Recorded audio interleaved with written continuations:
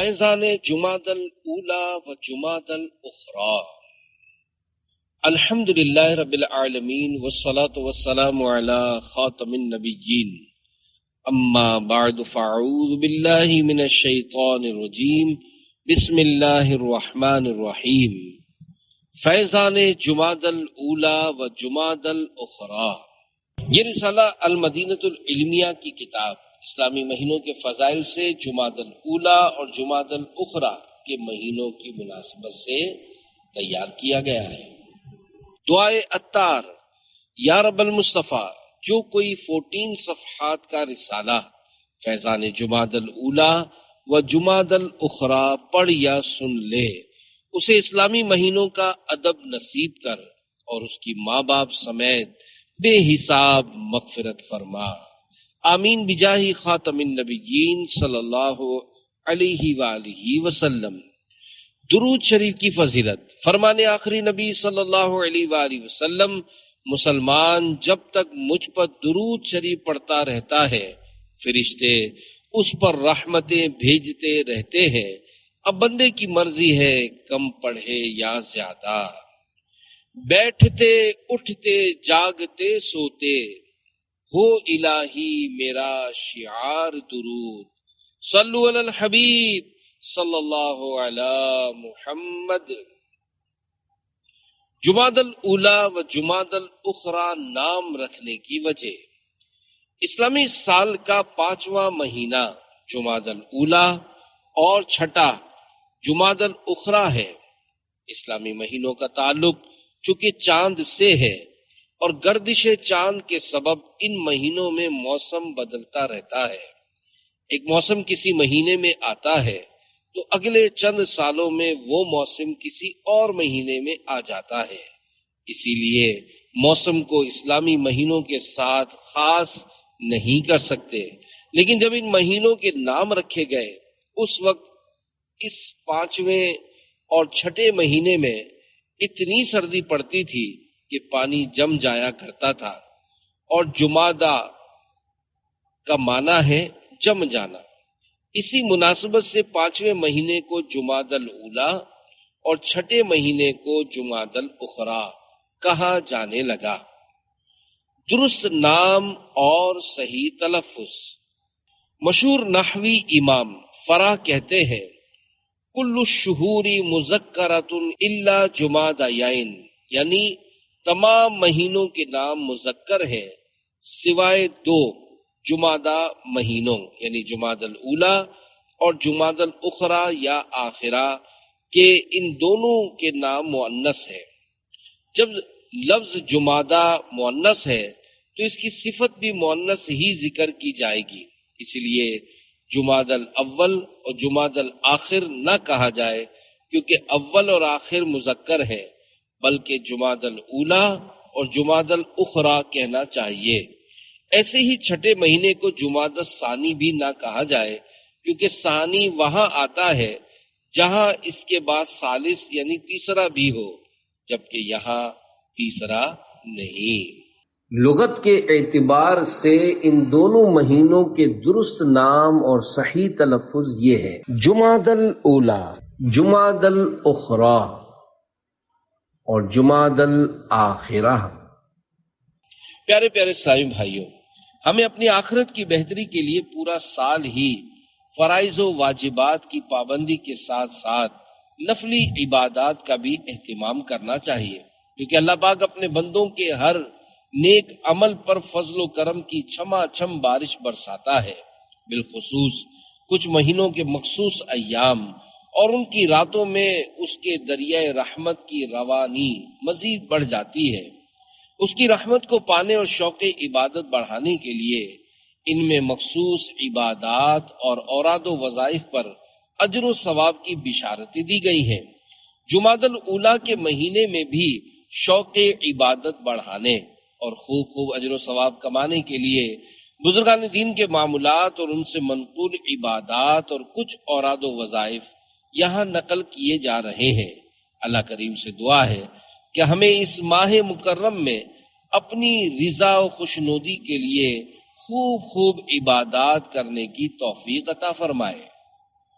پہلی رات کے نوافل جواہر خمسہ میں ہے کہ جمادی الاولیٰ کی پہلی تاریخ کو صحابہ کرام رضی اللہ عنہم 20 رکعت نماز پڑھا کرتے تھے اور ہر رکعت میں سورہ فاتحہ کے بعد ایک بار سورہ اخلاص قل هو اللہ احد پڑھتے نماز سے فارغ ہونے کے بعد 100 مرتبہ درود شریف پڑھتے تھے۔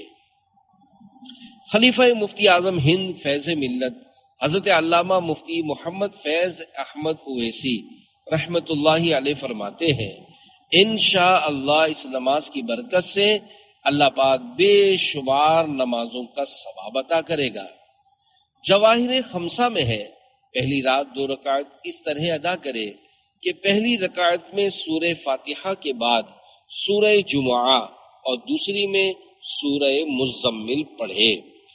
جو اس مہینے کی پہلی رات اور پہلے دن 4 رکعت نماز پڑھے اور ہر رکعت میں سورہ فاتحہ کے بعد 11 مرتبہ سورہ اخلاص یعنی قل هو اللہ احد پڑھے تو اللہ پاک 90 سال کی عبادت اس کے نامہ اعمال میں لکھنے کا حکم دیتا ہے اور 90,000 سال کی برائیاں اس کی نامہ اعمال سے مٹا دیتا ہے۔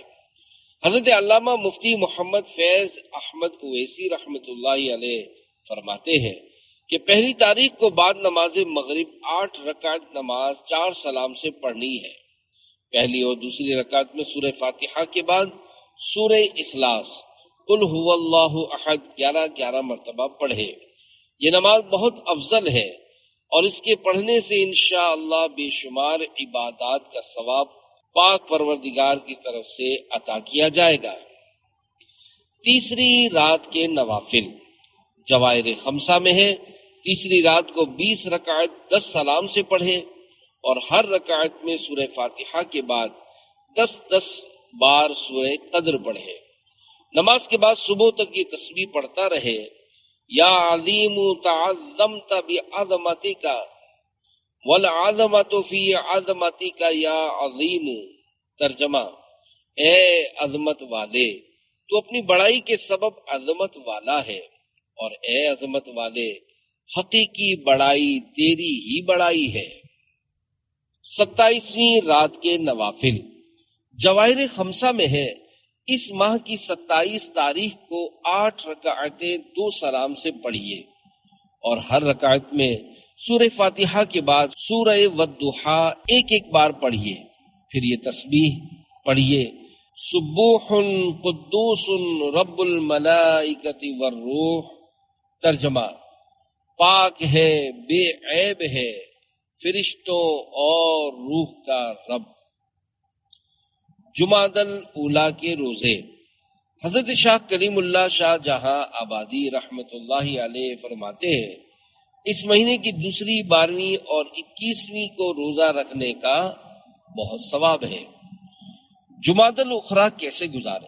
پیارے پیارے اسلامی بھائیوں، تمام اسلامی مہینوں کی طرح جمادی الاخری بھی بڑی خیر و برکت کا مہینہ ہے اور اس ماہ کی عبادت بہت افضل ہے۔ یہ مہینہ استقبال ماہ رجب ہے، گویا اس کی عبادت کا مقصد ماہ رجب کی حرمت ہے۔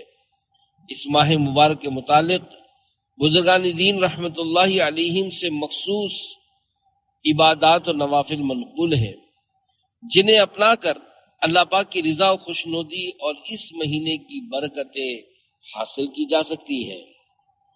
جمادی الاخری کے روزے جمادی الاخری میں روزہ رکھنے سے متعلق حضرت شاہ کلیم اللہ شاہ جہاں آبادی رحمت اللہ علیہ فرماتے ہیں اس مہینے کی پہلی 15ویں اور آخری تاریخ کو روزہ رکھنے کا بہت ثواب ہے۔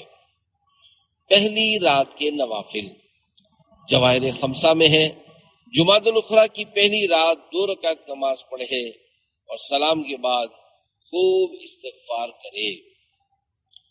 سال بھر تنگدستی سے حفاظت جو شخص 12 رکعتیں 6 سلام سے پڑھے اور ہر رکعت میں سورہ فاتحہ کے بعد سورہ قریش لإیلاف قریش پڑھے اور نماز سے فارغ ہو کر سورہ یوسف کی تلاوت کرے، اللہ کریم اسے تنگ دستی اور مفلسی سے 1 سال تک محفوظ رکھے گا۔ فیض ملت حضرت علامہ مفتی محمد فیض احمد اویسی رحمت اللہ علیہ فرماتے ہیں، بزرگان دین رحمت اللہ علیہم سے منقول ہے کہ اس مہینے میں جو شخص 4 رکعتیں نفل ادا کرے اور ہر رکعت میں سورہ فاتحہ کے بعد سورہ اخلاص قل هو اللہ احد 13 مرتبہ پڑھے تو اللہ کریم اس کے بے شمار گناہ معاف فرما دیتا ہے اور اس کے نامہ اعمال میں بہت سی نیکیاں داخل فرماتا ہے۔ حرمت و عظمت کی بشارت۔ فیض ملت حضرت علامہ مفتی محمد فیض احمد اویسی رحمت اللہ علیہ فرماتے ہیں، جو کہ جمادی الاخری کی 21ویں رات سے آخری تاریخ تک ہر رات بعد نماز عشاء 20 رکعت نماز 10 سلام سے پڑھے اور ہر رکعت میں سورہ فاتحہ کے بعد سورہ اخلاص قل هو اللہ احد شریف ایک بار پڑھے، اللہ پاک اس نماز کے پڑھنے والے کی کو حرمت و عظمت بخشتا ہے۔ جواہر خمسہ میں ہے 21ویں رات سے آخری تاریخ تک کئی صحابہ کرام علیہم رضوان ہر رات 20 رکعت نماز پڑھا کرتے تھے۔ آخری عشرے کے اعمال۔ کئی صحابہ علیہم رضوان اس مہینے کے آخری عشرے میں استقبال رجب المرجب کے لیے روزے رکھا کرتے تھے۔ فیض ملت حضرت علامہ مفتی فیض احمد اویسی رحمت اللہ علیہ فرماتے ہیں، جمادی الاخری کی آخری تاریخ کو روزہ رکھنا رجب شریف کے استقبال کے لیے مستحسن ہے۔ حضرت علامہ عبد الرحمن ابن جوزی رحمت اللہ علیہ وفات 597 ہجری فرماتے ہیں، انسان کو چاہیے کہ رجب شریف کی آمد سے پہلے استقبال رجب کے لیے خود کو گناہوں سے پاک صاف کرے، اپنی ہر خطا اپنے ہر گناہ پر نادم و شرمندہ ہو کر اللہ پاک کی بارگاہ میں توبہ کرے اور توبہ کے ذریعے اپنے دل کو گناہوں کی گندگی سے پاک کر لے۔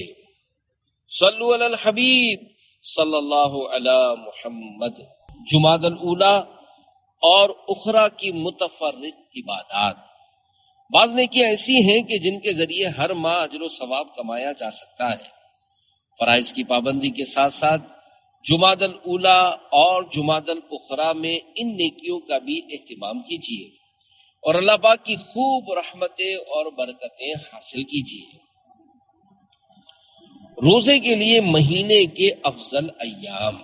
حضرت امام غزالی رحمت اللہ علیہ ہر مہینے کے افضل دنوں کے بارے میں فرماتے ہیں، مہینے کا پہلا، درمیانی اور آخری دن اور درمیان میں ایام 20 یعنی چاند کی 13، 14 اور 15 تاریخ یہ فضیلت والے ایام ہیں۔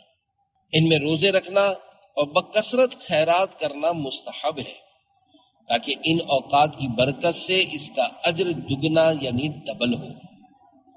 حضرت ابو ذر رضی اللہ عنہ روایت کرتے ہیں کہ رسول اللہ صلی اللہ علیہ وآلہ وسلم نے ارشاد فرمایا، اے ابو ذر، جب تم ہر مہینے 3 روزے رکھو تو 13ویں، 14ویں اور 15ویں کے رکھو۔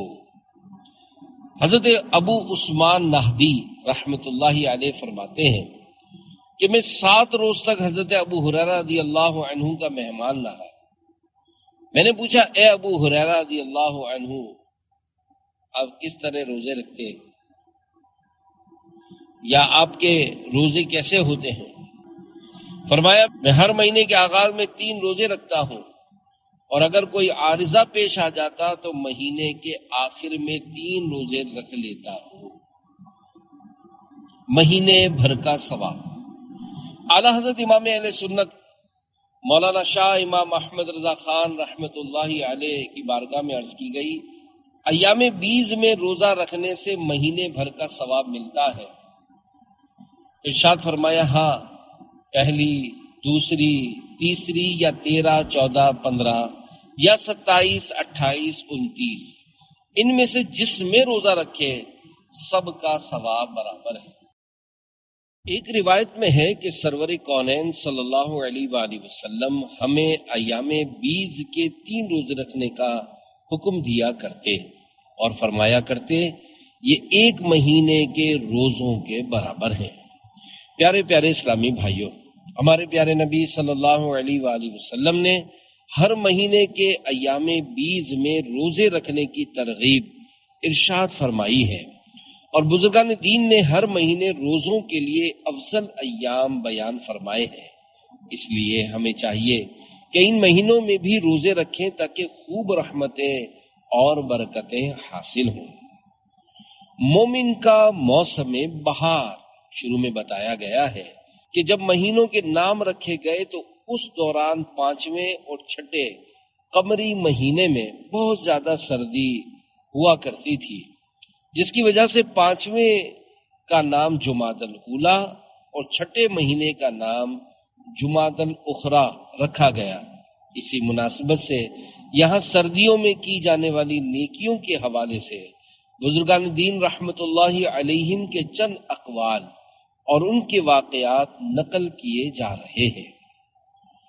روزہ رکھیے اور قیام کیجیے، سردی ہو یا گرمی، ہر موسم عبادت کا موسم ہے، لیکن سردیوں میں کم وقت میں زیادہ ثواب کمانا نسبتاً آسان ہے، کیونکہ سردیوں کے دن چھوٹے ہوتے ہیں، راتیں لمبی اور موسم ٹھنڈا رہتا ہے۔ جیسا کہ حضور اکرم صلی اللہ علیہ وآلہ وسلم نے ارشاد فرمایا، موسم سرما مومن کے لیے بہار کا موسم ہے کہ اس میں دن چھوٹے ہوتے ہیں، تو مومن ان میں روزہ رکھتا ہے اور اس کی راتیں لمبی ہوتی ہیں تو وہ ان میں قیام کرتا یعنی نفل پڑھتا ہے۔ سردی بندہ مومن کے لیے بہار کا موسم اس لیے ہے کہ وہ اس موسم میں فرمانبرداریوں کے باغات میں چرتا ہے اور عبادتوں کے میدان میں ٹہلتا ہے۔ نیز سردی میں آسانی سے ادا ہو جانے والے نیک اعمال کی کیاریوں میں دل و جان کو تازہ کرتا ہے، جیسے موسم بہار میں چراگاہ میں جانور چرتے ہیں اور خوب تندرست اور فربا ہو جاتے ہیں، یوں ہی موسم سرما میں اللہ پاک نے اپنی عبادتوں کی جو آسانیاں عطا فرمائی ہیں ان کی برکت سے بندہ مومن کا دین و ایمان بھی فربا ہو جاتا ہے، کیونکہ جب سردی کا موسم آتا ہے تو بندہ مومن بھوک اور پیاس کی مشقت اٹھائے بغیر ہی دن میں روزہ رکھ سکتا ہے کہ دن چھوٹا اور سرد ہوتا ہے، لہذا روزے کی تکلیف محسوس نہیں ہوتی۔ ٹھنڈی غنیمت، پیارے آقا مدینے والے مصطفیٰ صلی اللہ علیہ وآلہ وسلم نے ارشاد فرمایا، سردی کے روزے ٹھنڈی غنیمت ہے۔ اس کی شرح میں ہے، سردی کے روزوں کو ٹھنڈی غنیمت فرمانے کی یہ وجہ ہے کہ یہ ایسا مال غنیمت ہے جو کسی لڑائی، تھکاوٹ یا مشقت کے بغیر ہی ہاتھ آ جاتا ہے، اس لیے مجاہد اس غنیمت کو آسانی سے سمیٹ لیتا ہے۔ عبادات میں اضافے کا موسم، ہمارے بزرگان دین رحمت اللہ علیہم موسم سرما کی آمد پر خوش ہوتے اور اسے عبادت میں اضافے کا موسم قرار دیتے، جیسا کہ حضرت عبداللہ بن مسعود رضی اللہ عنہ موسم سرما کی آمد پر فرماتے، سردی کو خوش آمدید، اس میں اللہ پاک کی رحمتیں نازل ہوتی ہیں کہ شب بیداری کرنے والے کے لیے اس کی راتیں لمبی اور روزہ دار کے لیے دن چھوٹا ہوتا ہے۔ اس فرمان کی شرح میں ہے، سردی کی راتیں لمبی ہوتی ہیں، لہذا یہ ممکن ہوتا ہے کہ رات کے ایک حصے میں آرام کر لیا جائے اور پھر ایک حصہ اللہ پاک کی عبادت میں گزارا جائے۔ یوں بندہ مومن نماز پڑھ لیتا ہے، قرآن پاک کا مخصوص حصہ تلاوت کر لیتا ہے اور جسم کو اس کی ضرورت کے مطابق نیند بھی مل جاتی ہے۔ اس طرح سردیوں کی راتوں میں مسلمان اپنا دینی فائدہ بھی حاصل کر لیتا ہے اور اس کے جسم کو راحت بھی مل جاتی ہے۔ سردیوں میں عبادت کے متعلق بزرگان دین کے اقوال، اللہ پاک کے نیک بندے سردیوں کے ایام میں عبادت کو محبوب جانتے تھے۔ حضرت یحییٰ بن معاذ رازی رحمت اللہ علیہ فرماتے ہیں، رات لمبی ہے، اسے نیند سے چھوٹا نہ کرو، اور دن پاکیزہ ہے، اسے گناہوں سے آلودہ نہ کرو۔ حضرت حسن بصری رحمت اللہ علیہ فرماتے ہیں، سردی بندے مومن کا کتنا اچھا زمانہ ہے، رات لمبی ہوتی ہے بندہ رات میں نماز کے لیے قیام کرتا ہے اور دن چھوٹا ہوتا ہے تو بندہ روزہ رکھ لیتا ہے۔ جب سردی کا موسم آتا تو حضرت عبید بن عمیر رحمت اللہ علیہ فرماتے ہیں، اے قرآن والو، تمہارے قرآن پڑھنے کے لیے رات لمبی ہو گئی ہے، لہذا قیام میں خوب تلاوت کرو، اور تمہارے روزے کے لیے دن چھوٹا ہو گیا ہے، لہذا روزے رکھو۔ پیارے پیارے اسلامی بھائیوں، سردی کی وجہ سے عبادات میں سستی مت کیجیے، بلکہ سردی کی مشقت پر صبر کر کے افضل الاعمال احمزها، یعنی افضل ترین عمل وہ ہے جس میں مشقت زیادہ ہو پر عمل کیجیے، اور ان بزرگان دین رحمت اللہ علیہم کو یاد کیجیے جو سخت سردیوں میں ساری رات اللہ کریم کی عبادت میں گزار دیتے ہیں، نیند کو دور کرنے کے لیے ٹھنڈے پانی سے وضو فرماتے ہیں۔ چنانچہ سردیوں میں بزرگان دین کی عبادات کی حکایات۔ نمبر 1، حضرت امام مالک بن انس رحمت اللہ علیہ فرماتے ہیں، حضرت صفوان بن سلیم زہری رحمت اللہ علیہ سردیوں میں چھت پر اور گرمیوں میں گھر کے اندر نماز پڑھتے ہیں، اور صبح تک سردی و گرمی کی وجہ سے بیدار رہتے ہیں اور بارگاہ الہی میں عرض گزار ہوتے ہیں، اے اللہ پاک، یہ صفوان کی طرف سے کوشش ہے اور تو زیادہ جانتا ہے۔ نمبر 2، حضرت صفوان اور دیگر بزرگان دین رحمت اللہ علیہم سردی کی راتوں میں ایک کپڑے میں نماز پڑھتے تھے تاکہ سردی سے نیند بھاگتی رہے۔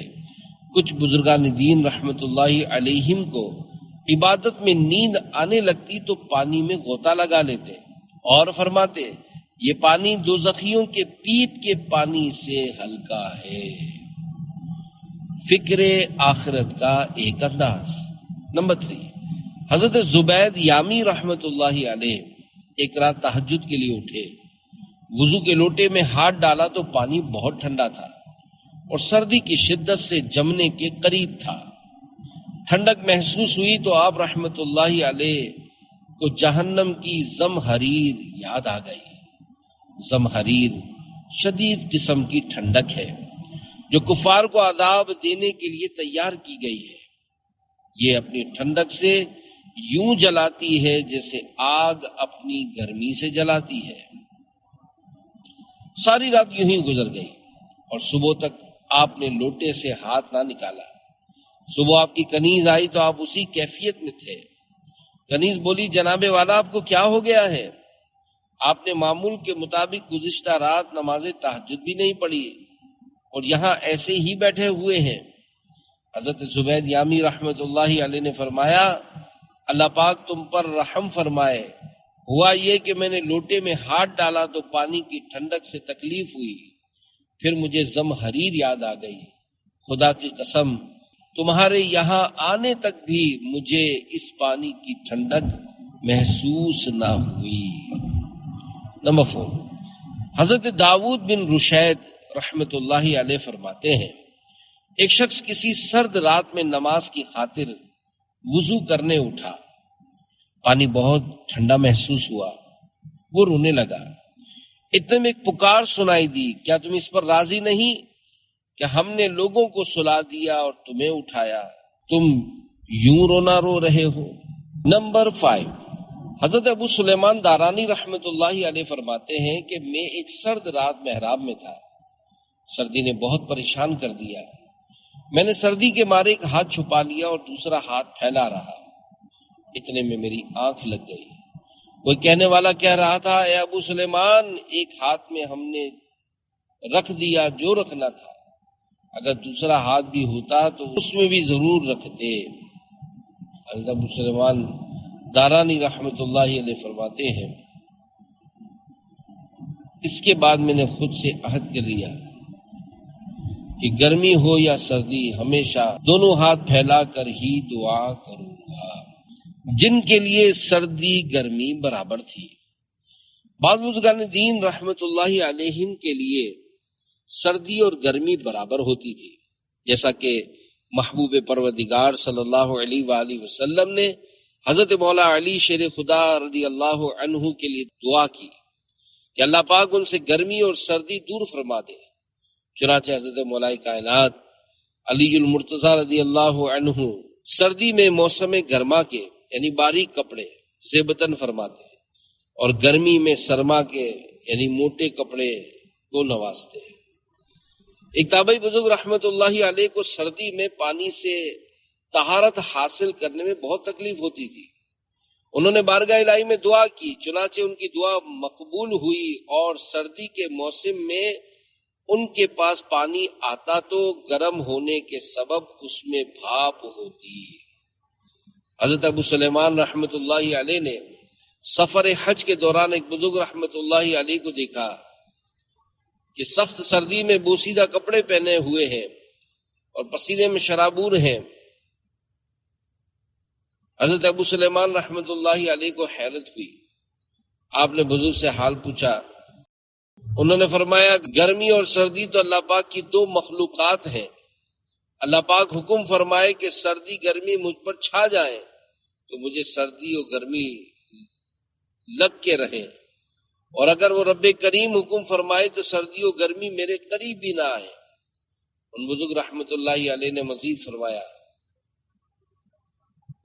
میں 30 سال سے اس جنگل میں ہوں، اللہ پاک مجھے سردی میں اپنی محبت کی گرمائش عطا فرماتا ہے اور گرمی میں اپنی محبت کی ٹھنڈک بخشتا ہے۔ پیارے پیارے اسلامی بھائیوں، سردی کے موسم میں بہت سے لوگ اپنی غربت کی وجہ سے گھر والوں اور بال بچوں کے لیے سردی سے بچاؤ کے گرم لباس وغیرہ خریدنے کی طاقت نہیں رکھتے۔ ایسے میں اگر ہم ان کی مدد کر دیں تو اس میں ہمارے لیے اجر و ثواب ہے۔ لطائف المعارف میں ہے کہ سردی کے موسم میں غریبوں پر سردی دور کرنے والی چیزیں ایثار کرنا بہت فضیلت والا عمل ہے۔ ایک قمیص کے بدلے جنت میں داخلہ۔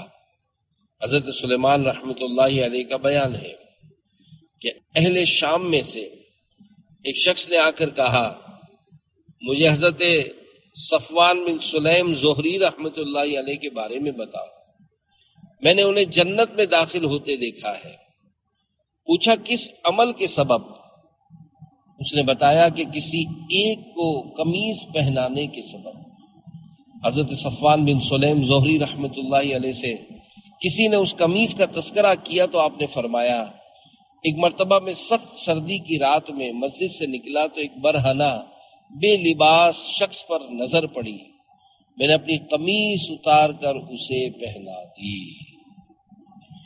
نیک وزیر، ایک نیک وزیر کو بتایا گیا کہ ایک عورت کے 4 یتیم بچے ننگے بھوکے ہیں۔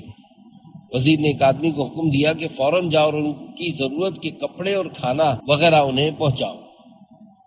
پھر وزیر نے اپنا گرم لباس اتار دیا اور قسم کھائی کہ بخدا میں جب تک لباس نہ پہنوں گا اور نہ ہی کوئی گرمائش لوں گا جب تک یہ آدمی مجھے واپس آ کر بتا نہ دے کہ ان یتیموں کو لباس پہنا دیے ہیں اور ان کا پیٹ بھر دیا ہے۔ چنانچہ وہ آدمی چلا گیا اور جب واپس آ کر بتایا کہ یتیموں نے کپڑے پہن لیے ہیں اور کھانے سے سیر ہو گئے ہیں، تب نیک وزیر نے اپنا گرم لباس دوبارہ پہن لیا۔ نیک وزیر اس وقت سردی سے کانپ رہا تھا۔